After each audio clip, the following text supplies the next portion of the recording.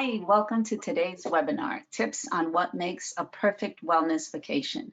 I'm Paloma Villaverde de Rico, the Editor-in-Chief of Recommend Magazine, and I will be moderating this webinar, which has been made possible by Recommend, as well as the following partners: La Colección Resorts by Fiesta Americana, St. Lucia Tourism Authority, Seabourn, and of course, the Wellness Tourism Association.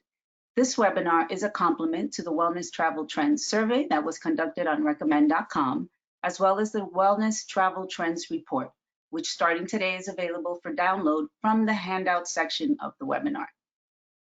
During this conversation with our panelists, we'll speak about wellness travel trends and how COVID-19 has impacted what travelers are seeking when it comes to wellness travel. Before we begin, though, a few housekeeping items. During the presentation, feel free to enter your questions in the question box. We'll gather them together and we'll be holding a Q&A session at the end of the presentation. And don't worry if you miss something, this webinar is being recorded and you will receive a link via email to access the recording at your leisure. And a link to the Wellness Travel Trends report will also be included in the follow-up email. So let's start this webinar by having the panelists introduce themselves. Anne, if you can start us off. Yes, I will. Thank you so much, Paloma. It's a pleasure to be here. Thank you for inviting me.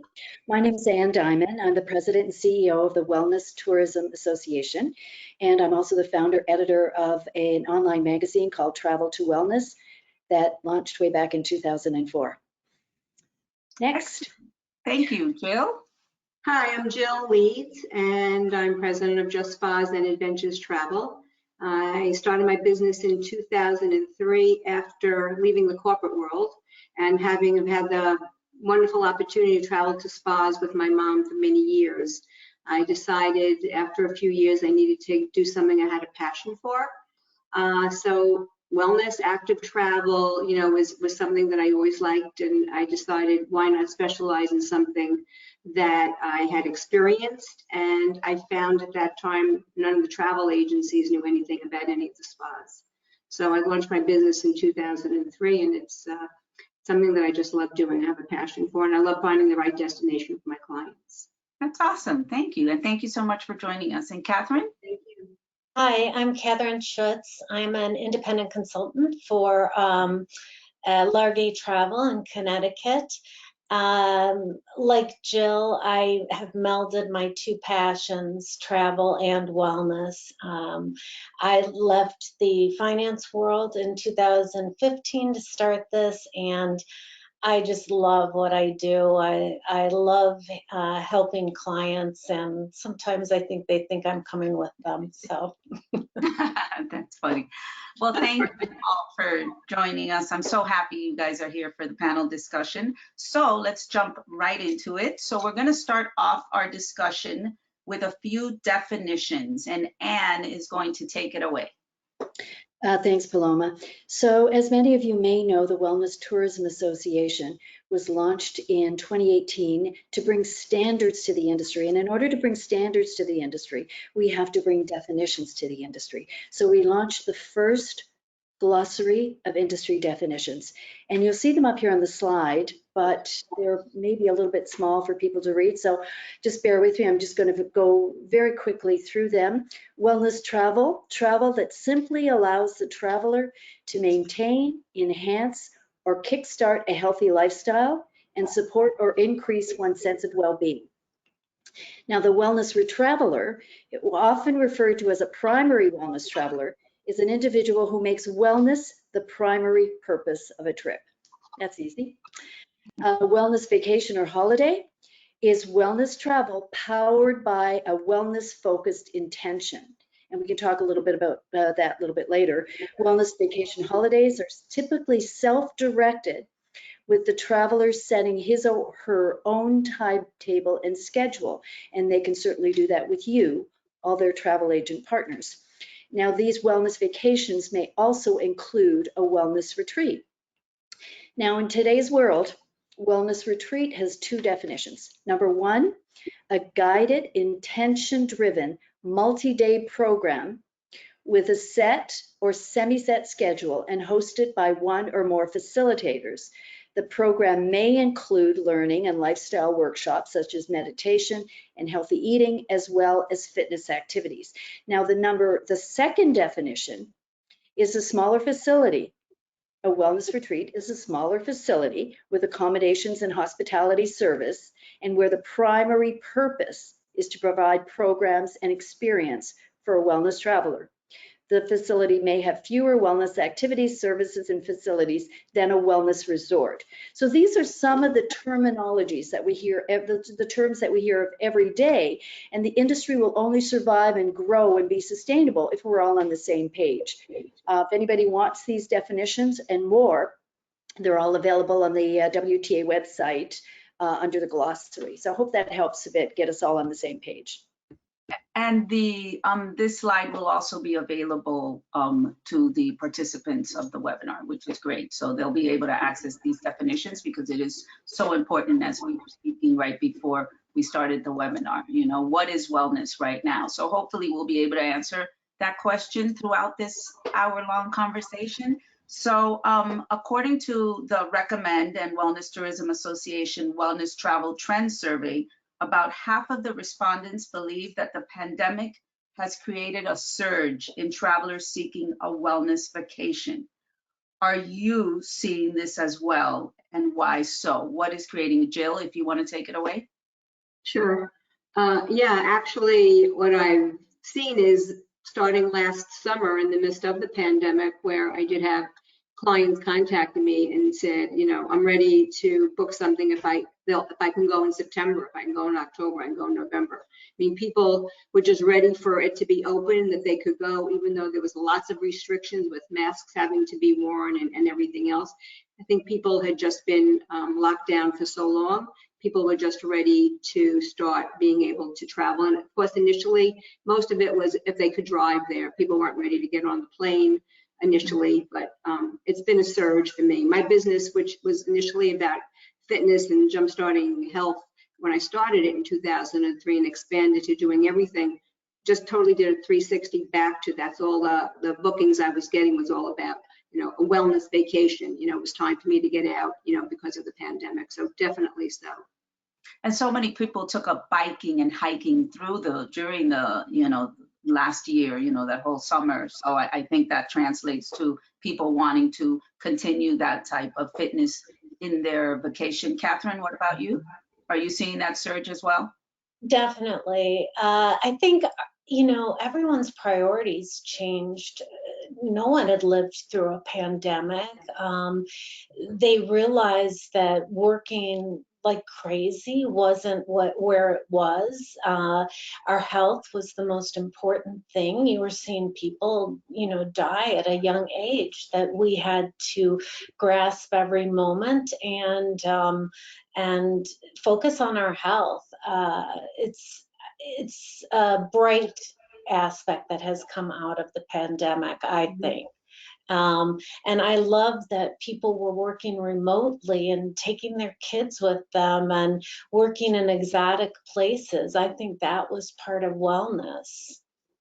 Excellent. And Anne, did you see a more of an interest in the association, more advisors? Well, actually, I want to comment on something that Catherine just said.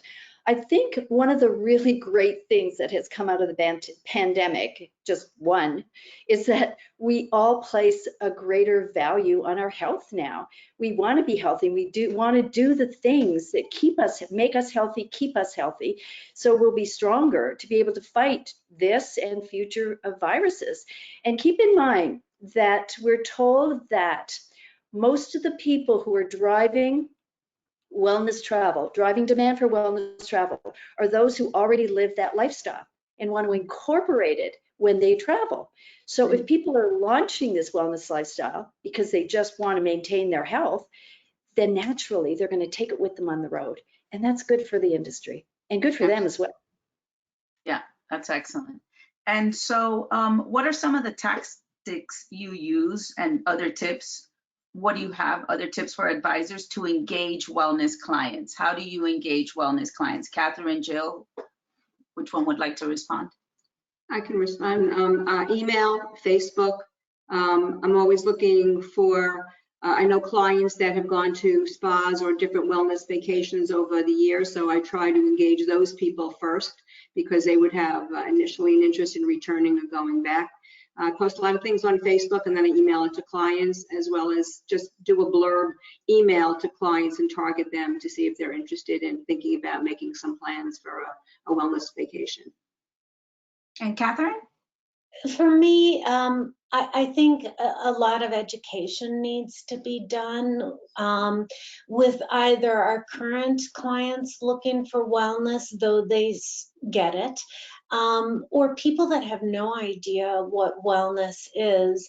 We were talking earlier, and I do sort of a presentation on what is wellness travel, and I'm amazed at, usually it's all women, I'm amazed at how many have no idea what a wellness trip encompasses, what it can be, that it's bespoke, that it's tailor-made to each person, and that it can be simple things, even going to a hotel and asking for a Peloton bike or a yoga mat in your room. It could be little things. And we want to hear from the audience, the people who have joined the webinar as well. You can write in the question box what some of the tips that you're using, what are the tactics you are using to engage your wellness clients. And Susan Bloom says hello from New York. Hello.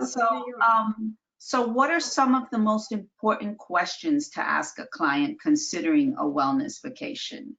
I don't know if Catherine, you want to lead with that? Well, as Anne mentioned earlier, I think it's the intention.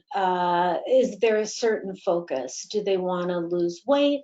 Do they want to detox from their devices? Do they need help sleeping? Do they need more mindfulness? Or maybe a combination of everything. I don't know about Jill, but I do have clients coming that really have no idea where to start. So we have to, that's our job as wellness travel advisors, to guide them, to open up the windows and show them what is possible. So that's where I would start. Yeah, and for me, yeah, it's more about taking the time to talk to them about perhaps where they are in their life, what their expectation is when they're going somewhere. You know, and just really taking the time, like, you know, Catherine mentioned, there's so many different destinations that offer so many different things, and clients often have preconceived, you know, thoughts about, if I go here, well, it's going to be a fat farm and I'm just going to be on juices all day long, and that's not what I want. Or I don't want to be working out from 6 in the morning till 6 at night. So it's really understanding the client and what they're looking for, and as much as what their goal is to get out of the destination. And one of the things that's really great about the industry now is there are so many programs that can be customized to that individual traveler. So it is so important to find out exactly what the client wants and what they don't want. You know, someone may be trying to cut back on wine, for instance. They want to go to a place that doesn't serve wine. But that same place may not be good for the next person who wants to include wine with dinner. So asking the client what they must have and what they want to avoid is two other questions that certainly need to be part of that mix. One thing I want to mention here is I actually wrote an article for Recommend back in 2018. You remember that, Paloma? About a list of questions that agents should consider asking clients when trying to find the right fit. So if anybody wants to email me afterwards, I'd be happy to send them the link to that. Yeah, excellent. Thank you for that, Anne. Yes, yes, I remember. Yeah, you are a fountain of knowledge when it comes to this. It's amazing. I can always count on you. So are you seeing, Catherine, you mentioned speaking mostly to women, but are you seeing that now more men are gaining an interest, maybe even a family wellness, you know, older kids? Is anyone seeing that? Who wants to speak to that? Yeah, I definitely see that. I'm happy to say that I'm seeing men. It used to be where it was just a women's focus, girls, mom, daughter weekend, solo trip, but you're seeing the men say, and they don't have to be doing the same thing as their partner or whatever during this wellness trip, or they can do something totally separate. And then to incorporate the kids in or the grandparents is thrilling to me because, that's a true multi-generational trip. And now if we're teaching kids these habits from an early age, that just bodes well for wellness going forward. Yeah, for my clients too, I have to say, minimally more and more men have been, being open to going to a wellness vacation, as long as they know they can still do their thing or perhaps have that glass of wine. That's an important aspect.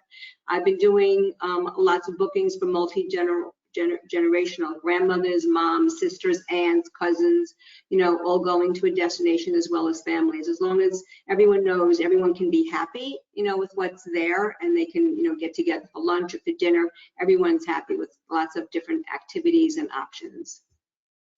One of the things I'm seeing is, especially with some of the resorts that have been more leaning towards adults, they're launching some family-friendly programs. One that leaps to mind is Red Mountain in Utah. They've just recently launched a family program where the kids can have some activities. With regard to men, I have to say that in 2018, when we did our consumer survey, it was 80% women.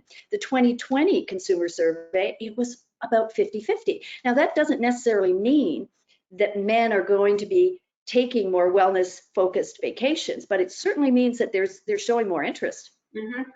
Mm-hmm. Yeah, and I think even more so probably now after, through the crisis that we're going through. And Anne, you spoke about the article that you wrote for Recommend. We've actually just included it in our chat box so people have access to that link. So that's awesome. Anybody who's on there can grab that. And and also I want to remind the audience, you can start asking your questions, and you can also write any comments that you have, from what you've heard from the panel. If you do certain things to attract new wellness clients, we want to hear from you as well. And so how has I know there's obvious things, but maybe little details, how has the pandemic impacted what travelers want to achieve while on a wellness vacation? Have you heard different things that you hadn't heard, different requests that you might not have heard pre-pandemic? I would say it's pretty much the same, just that there was more interest in doing it because of the lockdown, but the same, whether it's, a reset, people want to go away because they've had emotional issues or losses the last year and a half.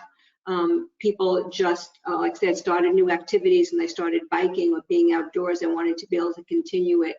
So it's been really not much difference. It's just been more, I'd say, interest overall and more people wanting to do this type of vacation or wellness getaway. Yeah, I've seen more focus on mental health and maybe grief, whether they lost someone during the pandemic or just the grief, the after effects of dealing with the illness or caring for family members. This is definitely, I've just seen more, so it wasn't totally about the physical wellness, it's also big stress on mental wellness. If I may jump in here too, yes, I truly believe that mental wellness will not only be a trend, but a new development under the umbrella of wellness travel. Also, what we saw from our 2020 consumer survey is there's this great interest in people learning how to boost, develop, and balance their immune system. They want to learn more how to be stronger and how to fight these things in the future, because science told us it was those with compromised immune systems who were more susceptible to getting COVID. Right. So people are realizing, look, if I keep my immune system balanced and resilient, I'll be able to fight, future viruses. And so a lot of people who responded to our 2020 survey mentioned strengthening their immune system. Yeah, and that I heard that from the people we reached out to for the travel trends report. That was the spa directors. They were saying that people are looking for that as well. We actually have a great question from the audience, so I'd like to ask it now because it goes with what we're. So, how did you introduce wellness to the first timer who had no clue what it was? Who wants to take that one? A lot of education, a lot of talking, a lot of getting to understand, as I said, a lot of clients call up and very often they want to go to a vacation, and then after talking to them and finding out some of the things that maybe they ultimately really want for themselves and not thinking about a wellness vacation, you just sort of have to, because they have a preconceived thought about what they're going to receive there. Trying to understand when you come back from a wellness vacation or retreat, which I personally experienced twice myself. I had 2 life-changing things that happened to me by going to spas, and that's what also inspired me to start my business. And talking to them about that it's, you come back with so much more. When you come back, you are in a different place than when you left. And if they are trusting of you, they will say, you know what, this is something that I need, and I didn't even realize this, but I'm going to take this leap and I'm going to book this trip. Catherine? Absolutely. I couldn't agree more. I always say to them, I can't totally explain to you what you're going to feel, but I guarantee that when you come back, you're going to say, oh my God, this is great. And I think it makes you a better person, a better boss, employer, spouse, partner, parent, whatever. You just, especially as women, people don't tend to focus on themselves. We tend to be the caregivers, and we're always taking care of everyone else. But even just a few days to focus on ourselves makes a huge difference. And yeah, I get frustrated sometimes that I can't fully explain what it's going to be like, but it's almost just as well because I want them to experience it. Yeah. Just having that time for yourself and nothing but yourself is just unbelievable. Yeah. And once you have it, you want to get it again and again. Yeah. But wellness also means different things to different people. So one question could be asked, well, what does wellness mean to you? For one person, it might be going on a spa vacation. But for the next person, it just might be getting out in nature, going for a hike every day. They don't really want to go to the spa. They just want to get out in nature. They want to get away. They want to digital detox. They want to learn to eat healthy. So maybe asking them, all right, what does wellness mean to you? Because they may say, well, it's all about yoga and I don't want to go to yoga. Right? But you say, no, it's not all about that. It can be about anything that makes you feel better. Yeah. Within reason. To take baby steps, even if it's a family vacation, doing some giving back or volunteerism is part of wellness, right? Hiking, like you said, Anne, as a family, or biking, that could be the simple, just one aspect of their trip, their family trip, but it's wellness. And then when they come back, I say, well, if you liked that, then maybe next time we try a few more things that we add in. Right. And are you seeing more people requesting now the healthy eating, or has that always been part of the package? They just assume it's a part of a wellness package, or has it gotten, or are they being more specific because they're learning now how to eat better, you know, the clean eating, the green eating, all of that, plant-based food? Are you seeing more of that? And are you seeing that hotels are offering it more, or resorts are offering it more? What are you guys seeing? Yeah, definitely. Well, first of all, we have the COVID pounds that a lot of us put on, baking bread and all of that stuff. So I think there was interest in taking that off and eating healthy. And then, you know, people reevaluated their diets and don't realize. I had a client say, well, I can't travel because I'm gluten-free and dairy-free, so there's nowhere to go. And I came up with a long list. You know, there's so much out there. That's just not even a factor anymore. Right. Agreed. And you know what? Most restaurants now, especially in wellness resorts, wellness retreats, hotels that are hybrid, meaning they welcome other guests, but they also have wellness programs, have chefs that are willing to accommodate any dietary preferences and restrictions. So that really shouldn't stop people from traveling. You just have to deal with the hotel and let them know that this person is, Exactly. gluten-free. Yeah. That's an excellent point.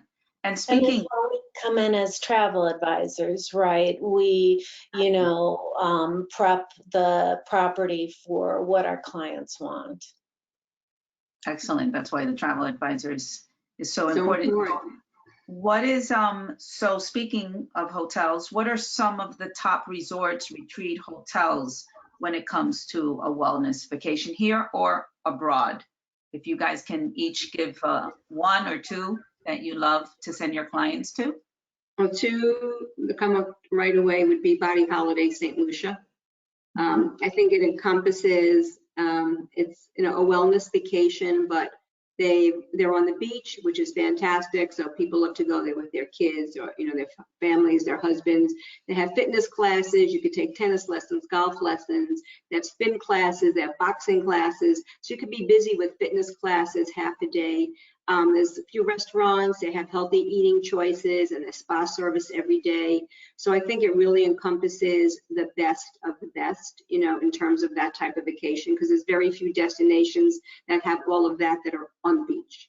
And that's, really huge to a lot of people to say, I just want to go on the beach. I don't care about the other things. I want to get a spa service. I want to be on the beach, but I want to be able to have a yoga class too. So I think that's a great destination. And my other one is Rancho La Puerta, which has been around since the 1940s, and I've been there 17 times, and it's my all-time favorite. Wow, that's amazing. It is. Yeah, it's just an incredible place. The whole philosophy there is just incredible.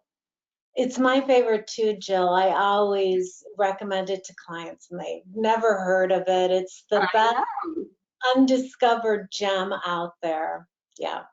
Yeah, well, going to Rancho La Puerta in 1985 with my mom changed my life, and that's when I got into fitness, because I came home, I got a treadmill, and it was like, I feel so great after this whole week of eating healthy and exercising. I changed my life. So I'm always passionate about Rancho La Puerta. Yeah. Cool. Excellent. So if I can jump in here. So I've been a journalist, travel writer, and industry journalist for about 25 years, and I've traveled all the world testing out all kinds of wellness resorts and wellness retreats. So tough. I'm not going to say anything specific, because I also represent all our members for the Wellness Tourism Association. So what I am going to suggest, though, if there's any agents looking for a place, just to go to the Wellness Tourism Association website, hit directory and suppliers, you get a whole list of our members who have met some basic criteria, which is very important, including, by the way, Body Holiday.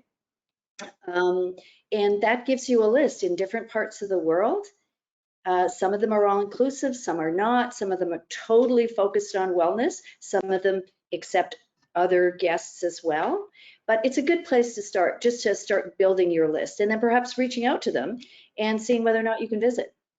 And I love that list also has destinations included. So the members include destinations, which is interesting, because then you can kind of have a sense of which destinations might be ideal for your clients. And then that kind of helps you start centered that way. So and we also want to hear from the audience, what are some of your favorite places to send your clients when it comes to wellness? And Paloma, sorry, I just wanted to interject. And Anne had mentioned it earlier, Palmaya House of Aya.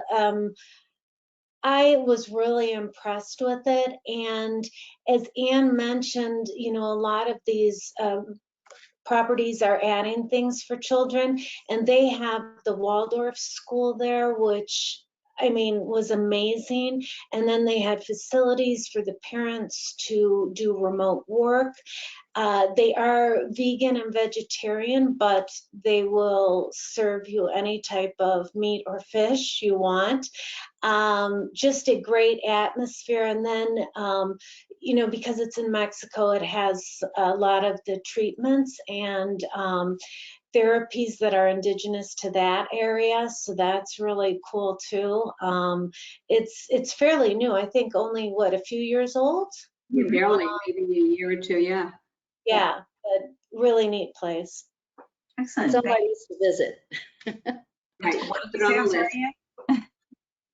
A I'm place sorry? for her to visit. Oh, okay, yeah. It's on my list. Yes, it sounds good. Yes. So, in the Recommend Wellness Tourism Association survey, respondents said that the accommodation category that they believe wellness clients are most gravitating toward is one with access to many outdoor activities.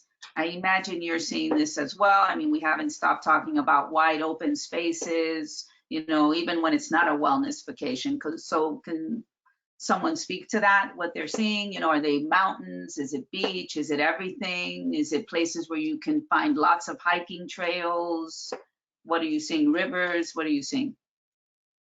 I'm seeing people that want, you know, beautiful, they want to be in a place that has beauty all around, whether it's like, you know, Red Mountain, you know, or it's, you know, a canyon ranch, or it's the beach, you know, wherever it might be, or it's a lake.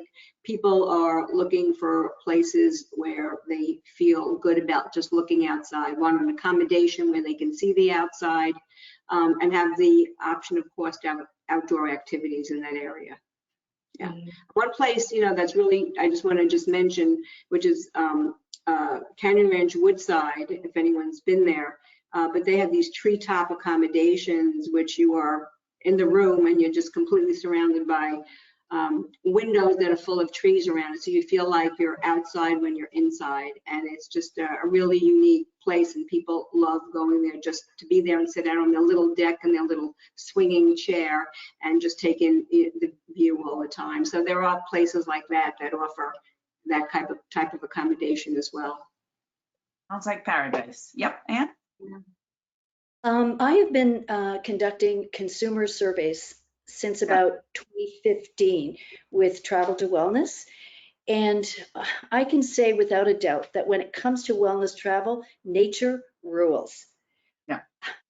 It has topped the list so many times. What people want more than anything else is just to be able to leave a city environment and be out in nature. And it doesn't matter if it's beachfront or mountains or lakes or forest trails. They just want to have that connection and just feel a sense of calm. Yeah. Did you want to add anything, Catherine? No, that will come in as a travel advisor, that you have to ask your clients, you know, are they gravitating towards a beach environment? Do they want the mountains? What they are thinking of. I think beach is always popular, water is part of wellness, but the forests and hiking and mountains, there's a lot to be said for that too. Yeah.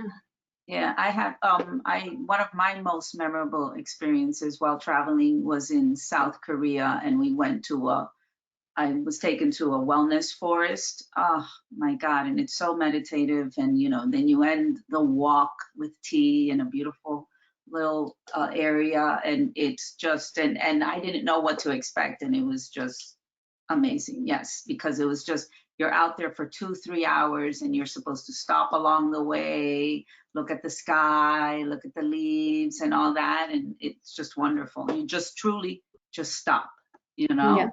Being in the moment, just enjoying what you're doing at that moment, right? Yes, Which and it's is so hard for us simple, to you do. know? Surrounded So- by all the beauty, of course, you know? So let me jump to one of the questions from the audience.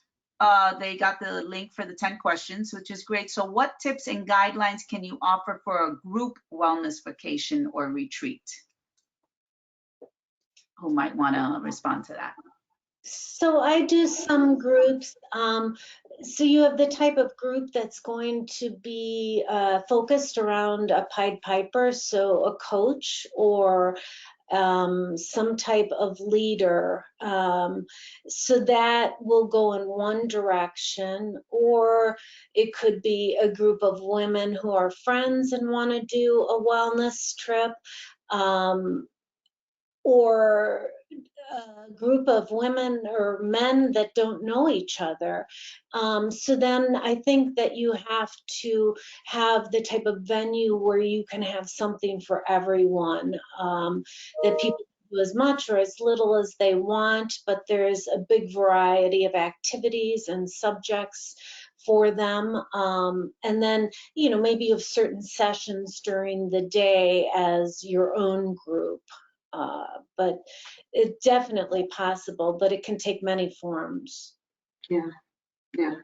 For, again, just, you know, knowing what, you know, what the group's looking for and knowing the destination and what is offered there certainly is helpful.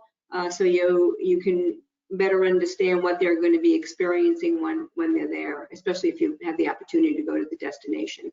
But it's really finding out what the group's looking for, because like I said, if it's men that don't know each other, then there has to be lots of different things. If it's, you know, a group of women or a group of friends, multi-generational family, everyone sort of knows what everyone likes to be doing. And it's easier to make recommendations based upon that. One of the things I would suggest, though, is never overbook, because you want to give people some quality time just to rest and relax if they want. Yeah. Yeah, that's a great observation. Yeah. So there's actually another question from the audience that piggybacks off that. They say, do you rely on the facility to have a complete itinerary, or do you design one for your clients? I don't design an itinerary for my client because it's very personal. They have to really, I send them the schedule, you know, and if they have any questions, if I can help them, I'm happy to do that. But they sort of have to have an understanding. I can't plan their itinerary because I don't really know what they want. But if it's, you're going to a destination that requires pre-booking everything, including classes, which some of the destinations are doing. Even if you're not sure if you want to do this or not, pre-book it so you have it. You can always cancel it a day before, but get yourself pretty much set. And of course, once you get there, you can start, you know, canceling some of those things and leaving some free time for some seminars or workshops or things like that. But it's too personal for a travel advisor to do, and they would not probably be happy anyway. They'd want to redo it anyway. Right. And as I mentioned before, many resorts and retreats now are actually setting up a one-on-one consultation so they can customize either before or when a client gets there, so they can actually customize the program depending on that client's wants and needs. So just another way to deal with the resort that you're booking and set up that one-on-one for your client. Yes, if they offer that. Mm-hmm. And someone's asking, actually, do tour operators, or which tour operators offer wellness trips that you know of? G Adventures does a few wellness. They do Bali, Costa Rica, I think India. Pravasa used to, I don't think she started up again, and not quite sure if she's going to, but she had some really great wellness trips. Yeah. But then I'd say, you know, Butterfield and Robinson, any of the biking trips, that's a wellness trip. Just a bit different maybe, because you're moving around, but definitely. I was going to say, oh, sorry, Joe, you go ahead. I was going to say anything that would be an active, you know, any of the biking, hiking, walking, you know, type of trips, which would encompass, you know, physical activity. There's some women's trips that do just women's trips that do things with, you know, yoga, learning how to surf, you know, things like that. So there's a lot of different options out there for travelers in terms of that, and they're more or less companies, not tour operators, but they will work with travel agents. I was going to mention Butterfield and Robinson as well, because of their walking tours and their cycling tours. Another company also is Go Sojourn. They do cycling tours and work in some, you know, healthy food options and meditative moments and that kind of thing. And that's so part of wellness, being out in nature and doing something active. Yeah, I agree. And you guys have all touched upon on this, but is there an ideal client for wellness travel, or is it a range and you should just kind of speak to them when they come to you with a normal vacation and maybe try to incorporate some wellness? Is that what you do? And who wants to speak to that? Yeah, I think like I said before, just adding baby steps in for a regular vacation, but then anybody who is open to trying new things, maybe getting outside of their comfort zone, doing a different treatment. I remember at Rancho, I have fond memories too, Jill, but they recommended I try this Watsu. I don't know if anybody's ever done it. And I thought, you basically lay in a warm pool with the therapist behind you and you're floating for an hour. And I thought, no way, I'm type A, I'm going to be, my mind will be all over the place. I swear it was over. I thought it was only 5 minutes. It was the most effective thing ever.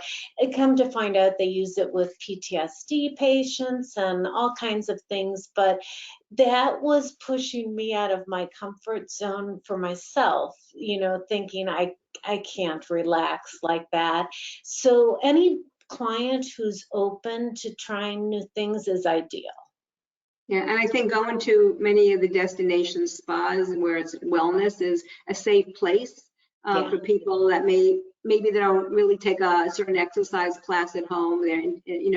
But you can go into any of those classes there. The instructors are very welcoming. It could be whatever your level is, and you have an opportunity to meet other people who might be in the same place as you, but you come out of there and it's like, wow, I did this class. I never thought I could. I really liked it. So I think it's a safe place to try a lot of new things when you take a wellness vacation. Also, you come back usually with something new that you've never done before.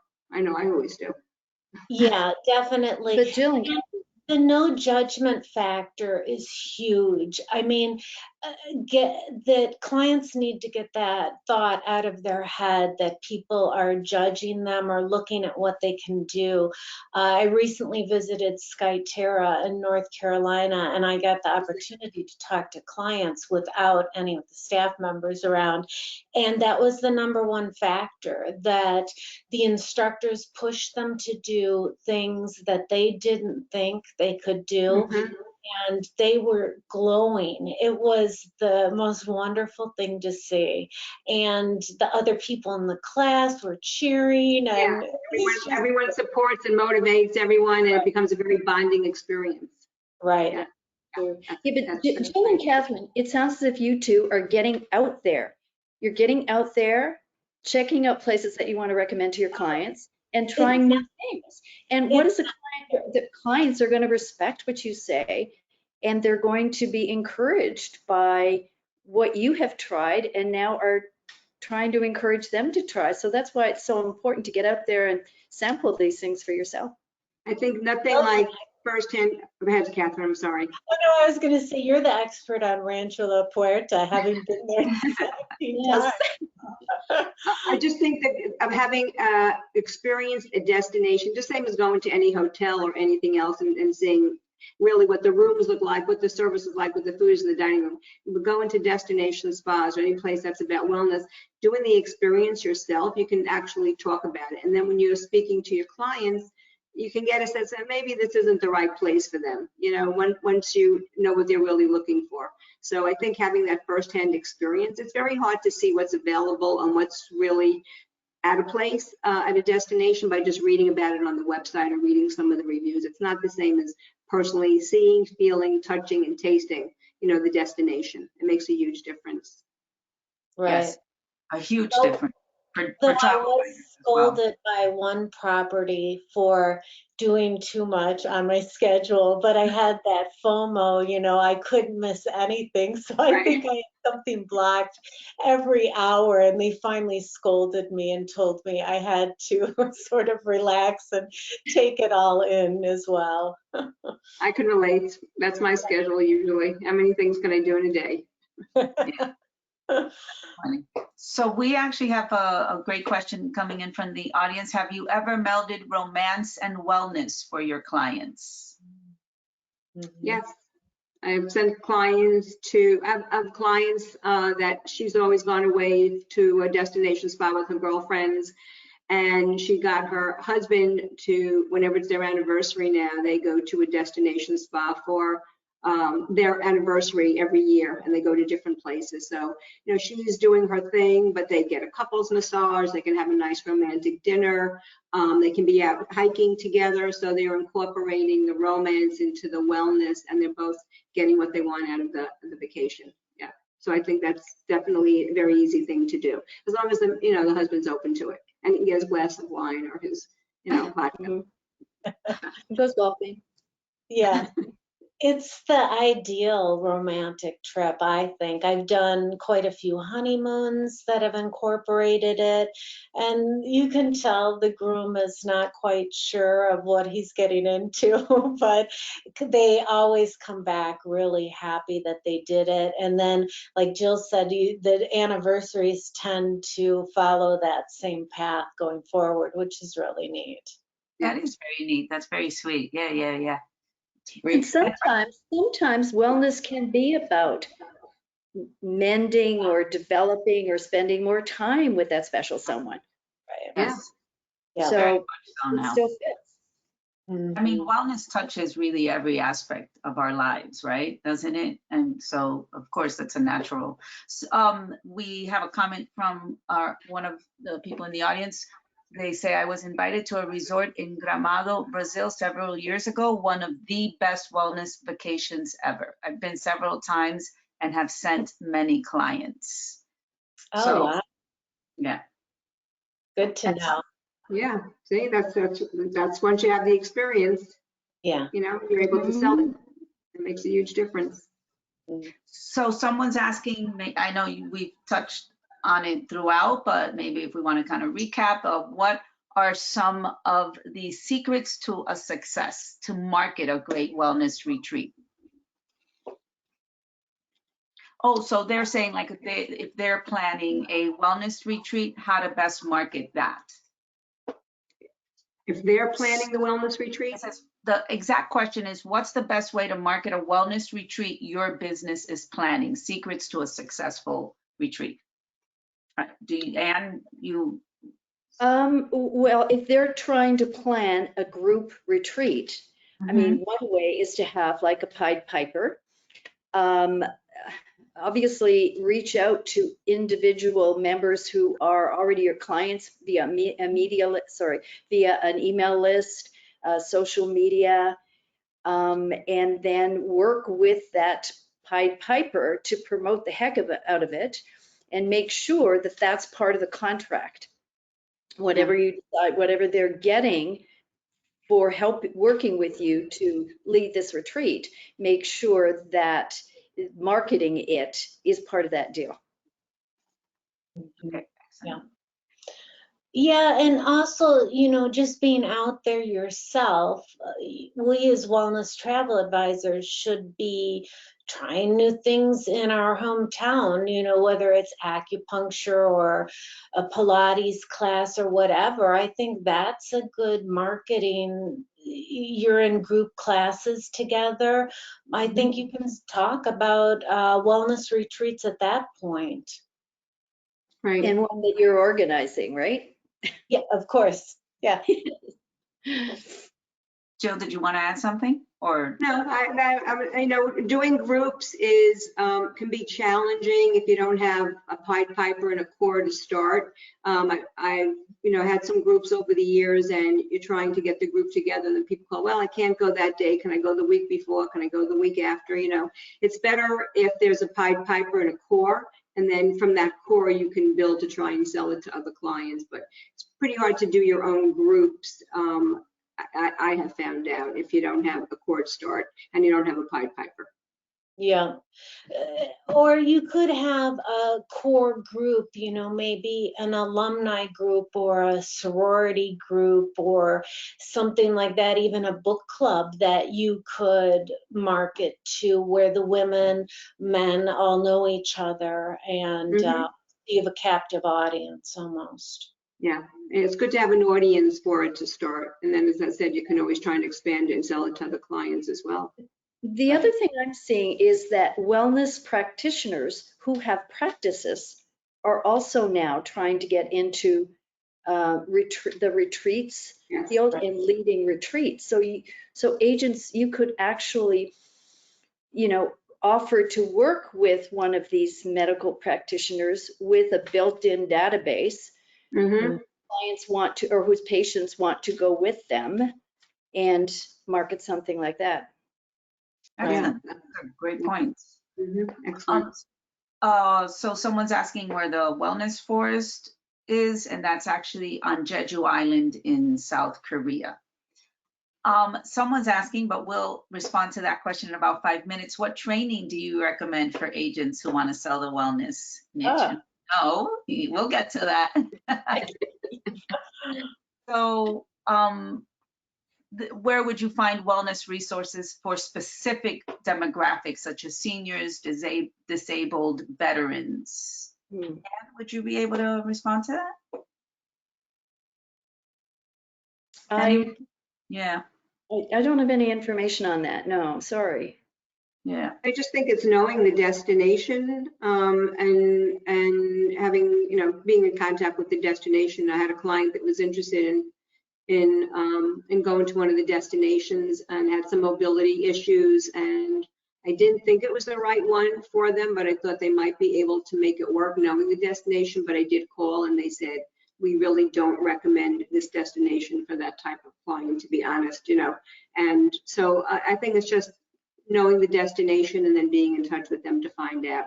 And I also think so many of the destinations that you go to today, have 30s, 40s, 50s. I mean, have all sorts of age groups, so it's not like some that are for seniors and some that are for younger people. I just think you usually find a good mix. You may find a little more younger, a little more older, but I do think you find all sorts of age groups of people at all of the destinations is what I have found. Okay. And are you seeing the Gen Z, that 25 and under, starting to show an interest, or they're still too young to show an interest on their own if it's not part of a family group? I personally haven't, unless it's part of a family group. I mean, I just think a lot of them are just not in that headspace to think that they really need that type of, that type of trip right now. They're just, they're in a different place right now. Surveys are showing as well. I'm sorry, what, Ann? That's what our surveys are showing as well. It's typically, 30 plus, 30 to 55, millennials, followed by baby boomers. Typically, millennials kind of lead the charge with regard to wanting to incorporate wellness or wanting to have a wellness-focused vacation, and then boomers. And then Gen X, they're the third, or they're just, Yeah. Which is sort of interesting, because you would think that they would be the ones who would Catherine, you're nodding your head. I think you are going to see it. We may not yet, but that generation is more experiential driven. They're not about materialistic things. They're about going out and doing things. So I think we are going to see that, if not now, definitely soon, when they get out of college and start earning some money. So, it'll be exciting to see. Yeah, I have two at home, so it will be exciting to see. Hopefully it doesn't come from my pocketbook and it's on them. So I think we've gotten a lot of the questions from the audience. So there is one remark. What do you think of Ixtapan Spa in comparison to these others that are being mentioned? I don't know. Do you guys know? It's spelled Ixtapan Spa. Do you, Jill? I'm familiar with it. Honestly, I have not booked anyone there in several years. I used to send dozens of clients every year because it was the most insanely, ridiculously affordable destination for a week. It just wasn't great to get there, either in through Mexico City or one of the other ones, and the transportation there. But everyone that I ever sent there loved it. They all came back and said it was a great place. I mean, they had classes and they had spa, and I think they built a new spa there over the years, but I just haven't sent anyone there in several years. But it was very popular. And there's one other comment. They're saying, unfortunately, too many vendors in the market are not more open to travel agents getting special rates and require production, quote unquote, before allowing an agent to have the experience. Are you guys seeing that as well? I say agents should be able to have the experience, obviously, as you guys both said, so they can sell the experience. Are you seeing that it takes a lot of I haven't had that issue, but I've been around longer, and so maybe for new agents, things have changed, and also because of the pandemic, and there's less also right now occupancy. A lot of them aren't maxing out, and occupancy is very high. So it's probably more difficult now to be able to get a special agent rate. But I just think, if you have a lot of interest there, try and get in touch with the right person in perhaps the sales office, and let them know, that it would make a huge difference in being able to sell their property by having the experience. Yeah, Excellent. I agree. I think they're open to it. And again, I think that is changing because wellness travel is where it's at, and they need us to spread the word and get clients in there. I also think that people are going to feel a lot more comfortable as travel continues to resume, dealing with a real person and having the consultation and advice of a real seasoned agent rather than just booking online. And then something goes wrong, who do you call? Right. I really think there's going to be more trust in agents as the industry recovers. I don't know whether or not you guys have been seeing that already, but that's my gut feeling. Yes, I have. I definitely, people just feel like, what, I felt it's better off to call you. I could have called and just done this myself, but, I'd rather know that in case anything goes wrong, exactly what you said. And, even if it's a simple booking, you never know if something happens, and whatever it might be, there's somebody to call rather than the front desk. Yes. And there are always things that you can't Google, that we know just through experience. So that's where our value comes in. So they mentioned that actually the Ixtapan has rebuilt the hotel after the earthquake. Yes. Okay. Okay. Yeah. And again, this jumps off great because someone else is saying, can a travel agent receive a wellness certification as a way to market ourselves? That's a good lead in. All right. Yeah, right. Perfect. So we actually wanted to speak about the Wellness Tourism Association's Wellness Travel Specialist course. And if Gary, if you could please put it on the screen so everyone can look at it and see where they can find. Okay, so this is actually in conjunction with the Travel Institute. Exactly. It's an online course. It takes about 15 to 20 hours to complete, and then you have to take the lesson. You have to take the test. If you take the test, then you qualify for a 50% discount as a member of the Wellness Tourism Association. But it's extensive. I have to say, I'm the co-author. Very proud to say, working with the Travel Institute is fabulous. There's a lot of information there, and it also gives you examples of product and the various different categories, and there's information from insiders. So for $59, it's a pretty good deal. I've taken the course, and I think, and this is after working in wellness travel for a while, but it's great for a beginner. It goes over everything, answers a lot of questions, a lot of tips. Thank you. Thank you, Catherine. There's a lot of hard work. You didn't even ask me to chime in on that, did you? No. Oh, I remember when Anne was hard at work doing that. Yes, it was tough to get just a second of her time. We've had some really good response. That's awesome. And then another thing that we want to mention is the inaugural International Wellness Tourism Conference. Gary, if you could put that on the screen as well. That will be taking place in Miami, September 28th through 30th. And Anne, if you can speak a little bit about the conference. Yes, this is our first. Usually, in the past, we've had an annual general meeting for members only, but this will be the very first time where non-members can attend. And we're turning it more into a just an open conference because we totally understand how much interest there is in getting into the wellness tourism industry. So all the sessions are going to be educational, and all the information and how to book is on the website. And we're just offering a little incentive for people to book early. You get a chance to win 1 free night's accommodation. So I won't go on about it, but there's information there. Anybody can reach out to me if you want more. Thank you for the time. Everyone will be getting the 3 slides that did pop up on the screen through the webinar. So we've reached the end of the webinar. Thank you, guys. Thank you, Jill. Thank you, Anne. Thank you, Catherine. So much information. I really hope our audience enjoyed it. I'm sure they did. And I'll see you next time. Thank you, guys. Thank Be you. safe. Bye-bye. Yeah. Bye. Bye, Catherine. Bye.